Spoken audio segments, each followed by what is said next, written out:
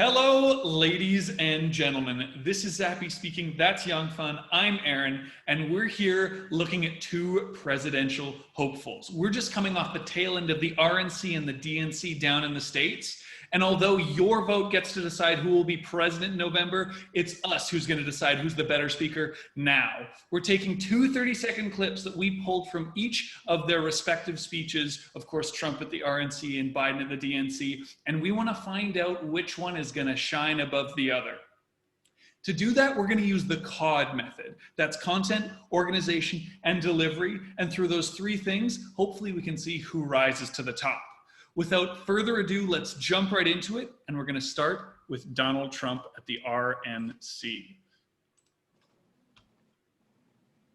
Operation Warp Speed, we have 3 different vaccines in the final stage of trials. Right now, years ahead of what has been achieved before. Nobody thought it could ever be done this fast. Normally it would be years, and we did it in a matter of a few months. We're producing them in advance so that hundreds of millions of doses will be quickly available. We will have a safe and effective vaccine this year, and together we will crush the virus. That's 30 seconds from Trump. My gut reaction on this has to do with body language. I'm not a fan of his body language. I think he does a couple things really well, actually, but his body language actually really puts me off. I want to address that relative to Biden's to see who, if they both struggle with this or if one does it better. Young Fun, thoughts? Yeah, I like to comment at the end. He knows his whole election is waged on this vaccine thing, on the virus. Therefore, this whole clip we pull out is particularly focused on that aspect. And at the end, you notice he's using the word crush. He used the body language to match with it to deliver that forceful delivery. He has faith to get it solved because he thinks once he solves that, he can win election. But that is my gut feeling for this small video here. Seems like a pretty reasonable thing to see, and I agree. That's where his content's focused. All right, let's move on to Biden to see where he sits on that same scale. In times as challenging as these, I believe there's only one way forward.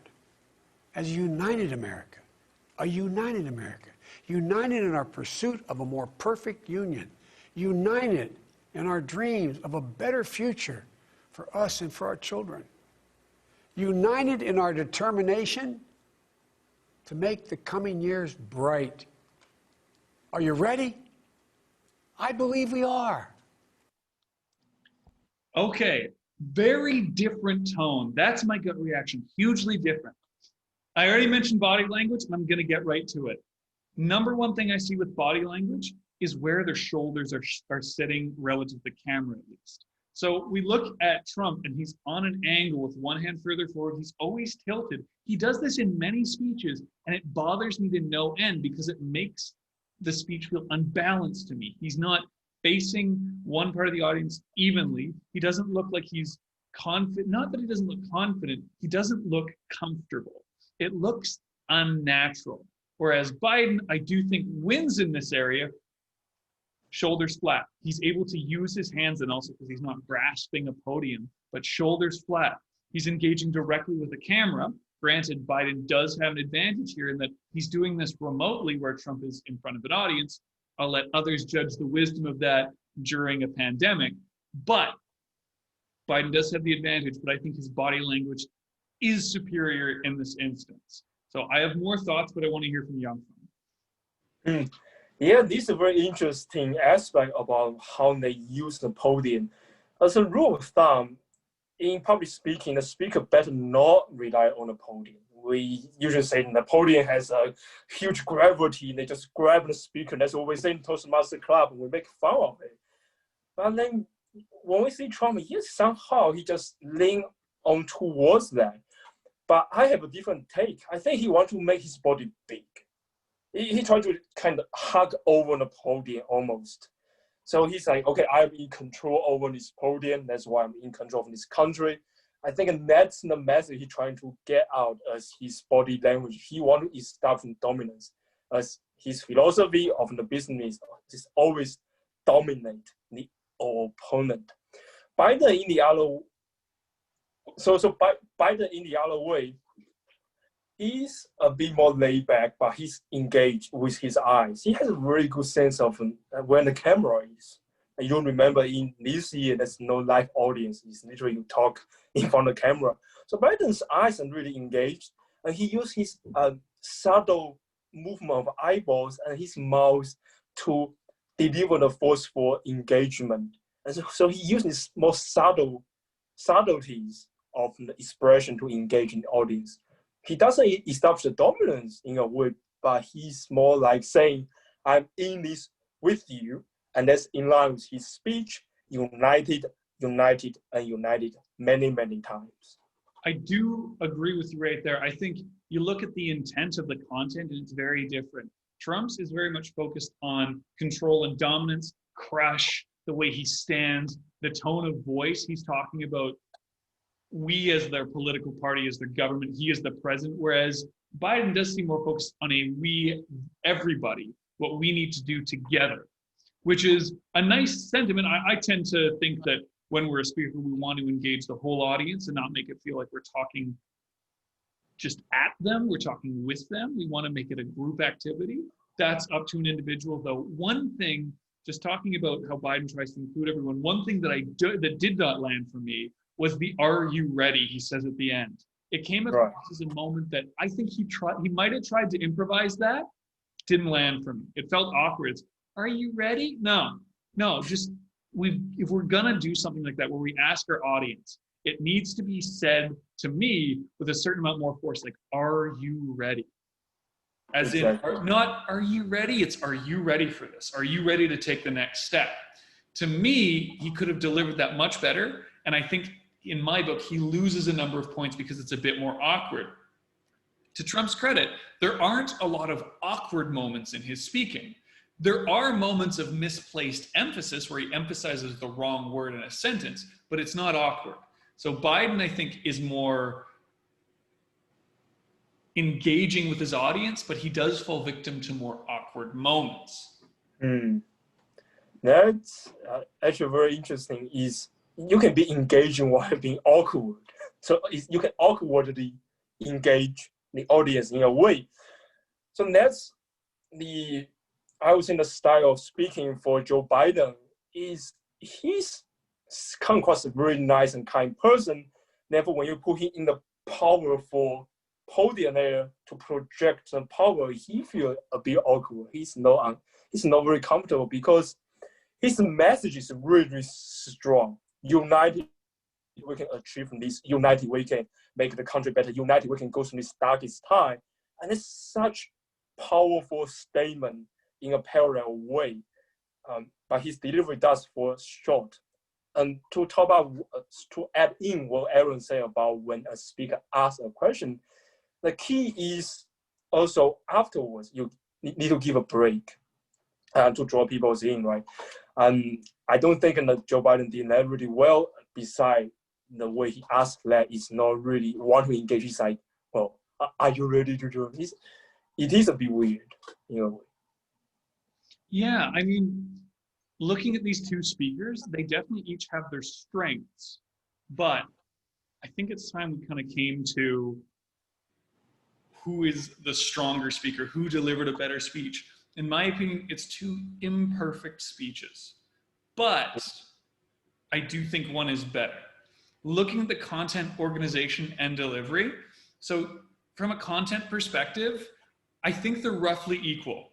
Neither has the edge in the content department because they are well adapted to their own audience and style and the theme that they're trying to get across. One of control and one of engagement. So in terms of content, I'm going to mark them roughly even. In terms of organization, I am going to give a slight edge to Biden because Trump has a tendency to get distracted by things that he says, and he'll repeat certain words that disrupt the flow and organization of what he's saying. Certain words are worth repeating. However, those words need to be picked very carefully. For examples of this, you can look at most of the winning Toastmaster speeches or TEDx or really successful TED speeches of the power of certain points of repetition. So I do think Biden, I'm getting a slight edge. In terms of delivery, this is where things get interesting. Because delivery, to me, is king. And one, the delivery, the body language lacks a lot, and the other has moments of awkwardness. And which is more devastating? I don't really know. Because you know what? I find Trump's body language particularly irritating. That's a personal pet peeve though. Because body language to me, I'm a very visual person, it's key. So I'm gonna once again give Biden a slight edge here. And I think in terms of if I were to each give them a score out of 10, I would give Biden a 6 and Trump a 5 out of 10 based on that content organization delivery, although I am open to debate on those points. Yangfan, what do you think? Well, I think you give a really fair score, but I wouldn't say I agree of every single of it. So here's my thoughts. So let's begin with Trump in this week. Trump, as we all know, like I mentioned in the beginning of this video, all he wants does is to establish dominance. Some people like it, some people don't. That's okay. But for that purpose, he did well. That shows in the contents as well. The content here, he go right to the core, the key that might help him to win this election, which is the virus. Can he handle that? He has been failed miserably.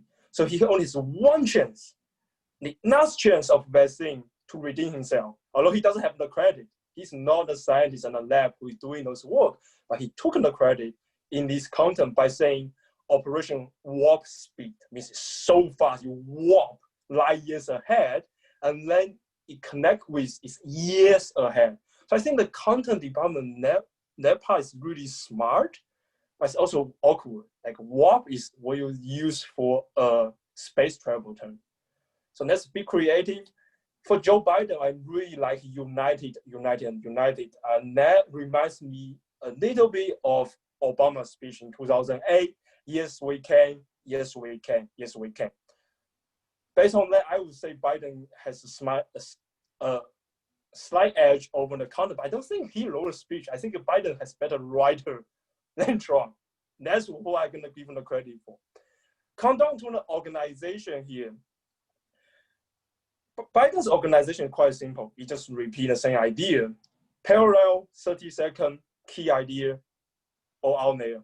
Awesome, great job. I think it's like fairly classic example of what a powerful speech is in terms of organization.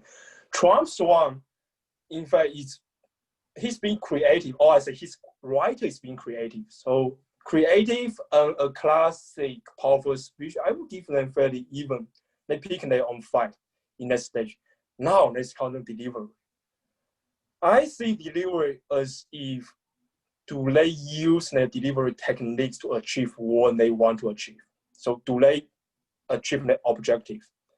In that, if I think in that way, the answer is really clear for me. Trump achieved his objective of established dominance. Again, I'm not saying it's a good way of politician, good way of carrying out your life, but that's his purpose, and his speech delivered that. Biden's speech leaves me a bit confused over here. What I mean is he's supposed to be the leader, be the president, to unite people, to ask people, are you ready to come with me? But that feeling didn't come out in his delivery. So in a way, his delivery didn't achieve the purpose that speech set up to do. It doesn't achieve what the content set up to do. Therefore, I think he fell really short in this department compared to Trump. So in this way, Biden win 2 out of 3, but fell short at the king of the speech. Trump won 1 out of 3, but he won the most important one. I would say they are equal by, I have to pick a winner. I would say Trump win by half point. Trump 7.5, Biden 7 for here. It's just because the delivery really, that's what you can capture audience. And most people will buy their content anyway as their audience, as their camp of political camp. But then the delivery is the key to say, can you engage in the swing state? Can you bring them with you? From Biden, I was like, well, are you ready for me to follow you? Trump was like, well, I'm not ready, I'm dominant. You come with me. We have vaccine ready, millions of them. We're ready to go. So that is my strictly from a speaking perspective, how they if they achieve their purpose of their speech. So that's my score. Interesting. So I tried to do the math in my head. It sounds like overall Biden got a 6.5 and Trump got a 6.25. So it was very close. Very close. I would argue Biden did better. Young would argue Trump did better. But at the end of the day, we have many more videos to review with these two speakers. There's many more fights between them. A long one. We've got all the way till November, which seems like ages away from now. And we'll see lots more speeches, and there'll be lots more fights between them. With that in mind, thank you very much for watching. Let us know if you agree with our scores, assessments, and if our COD method really worked down in the comments. Don't forget to like and subscribe. Thank you very much for coming to ZAPY Speaking. Stay fishy and have an excellent weekend.